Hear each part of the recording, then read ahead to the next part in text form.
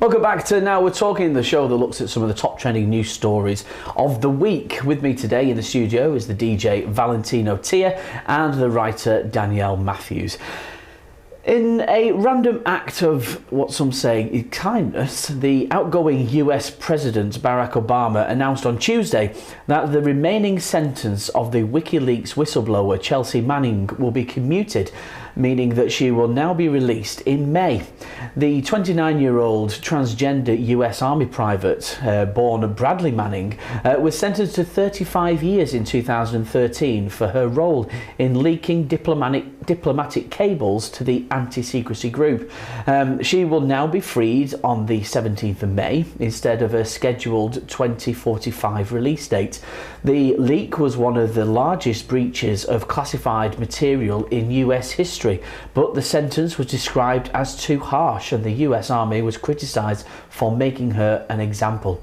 She is one of 209 inmates whose sentences have been shortened by the outgoing president.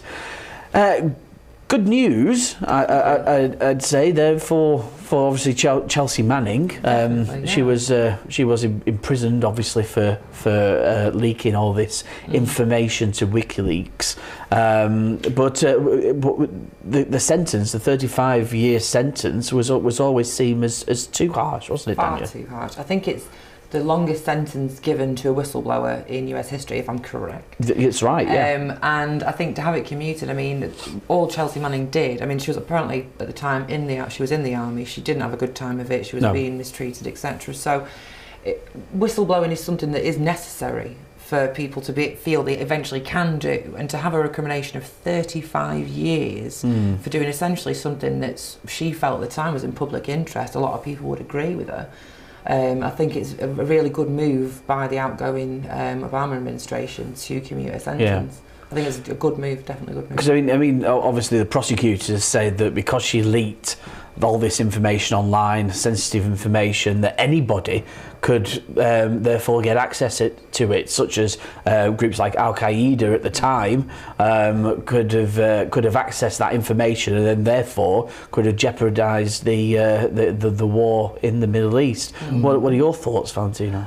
I think bravo, girl. You know what? Because she got a wrong side of the spoon. When you think about it, what Obama's done right now, at this particular time, with what's happened with the Russian infiltration of the election by the president and whatnot, and whether or not Donald Trump was involved or not, who knows. But it's important that someone like Chelsea Manning be, what is it? Sentence commuted. Having her have that she's a lesser to these people. She's just a little thing. When you think, when you cannot, it did cause a lot of trouble though, didn't it, at the time? What I'm saying to say that she's a little thing is that in the eyes of the Republicans that are now in charge of the Senate and the Congress, if President Obama did not do what he did today, this would become a non-issue to what's going to be happening, and he needs to. It's about freedom of speech. I mean, it is timely, isn't it, that President Obama has said that Chelsea Manning, along with the other 209 people who's having their sentences either commuted or being pardoned by the United States.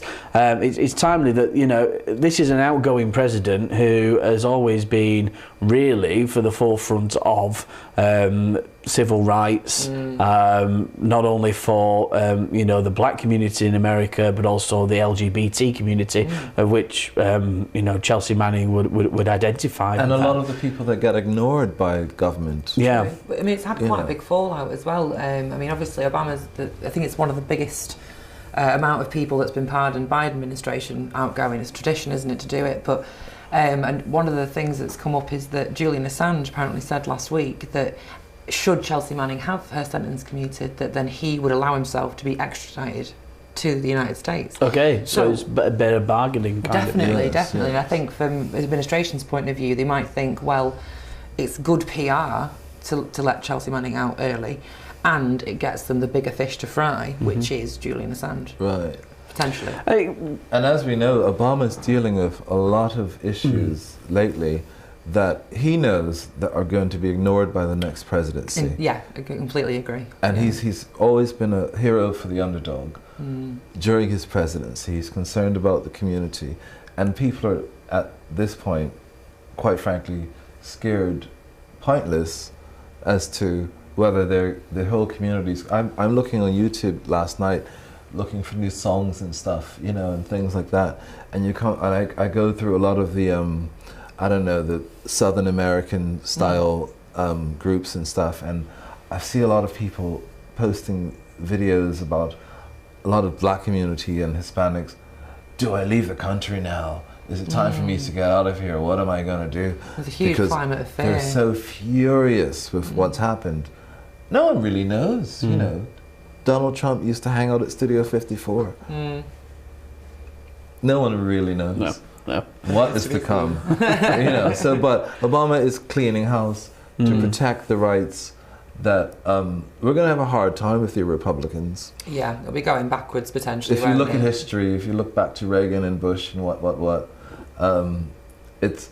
I know everyone goes, oh, it's all white supremacy and all that, and that's what's on the outside later. We'll leave Chelsea Manning then aside, and we'll talk a little bit about President Trump then, because obviously on Friday, President Donald Trump, it was his inauguration, and he is now the 45th President of the United States. Lucky 45. Lucky 45.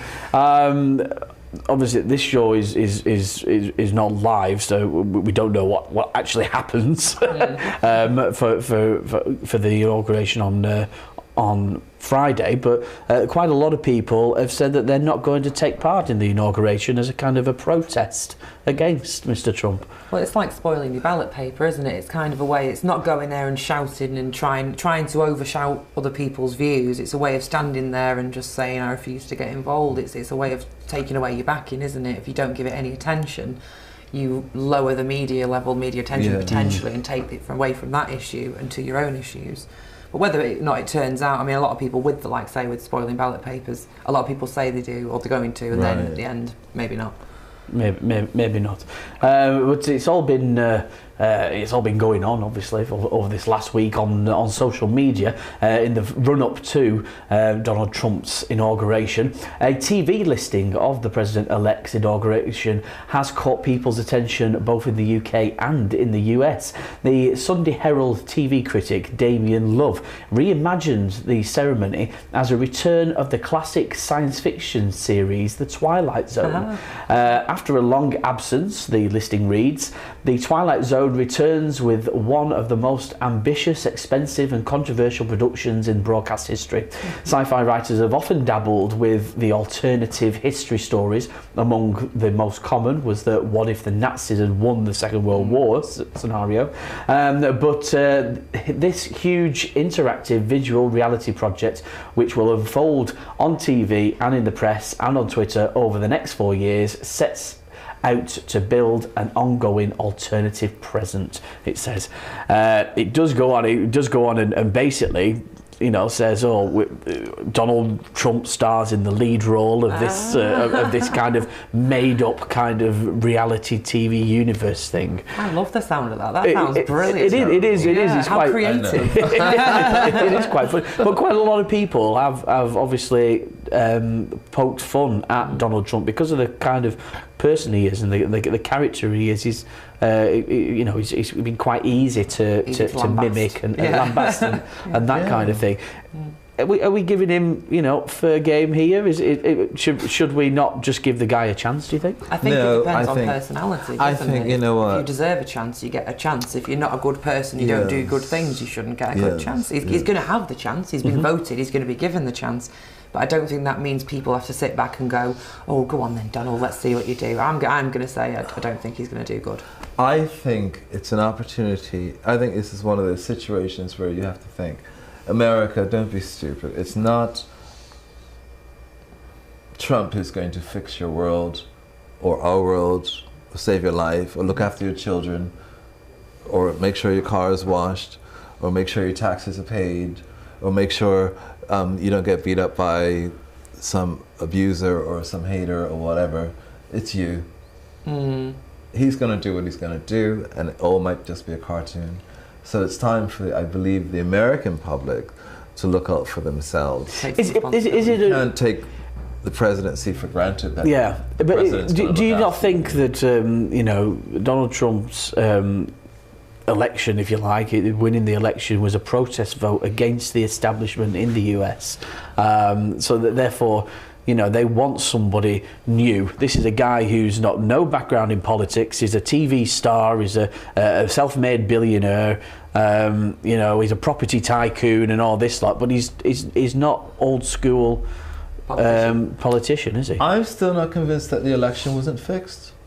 There's always that, isn't it? It's a controversial issue. It's always going to be suggested because of the amount of money involved, potentially. Yeah. But I mean, I think, like I say, like I agree with you that the people have to take responsibility for their own, you know, their own lives and what they're doing. But is the community going to be shaken by someone who does not seem to have much interest in protecting that community and their values? I think it's too late for that. I think that die has already been cast. I think it's obvious. We've seen the level of hate crime increase.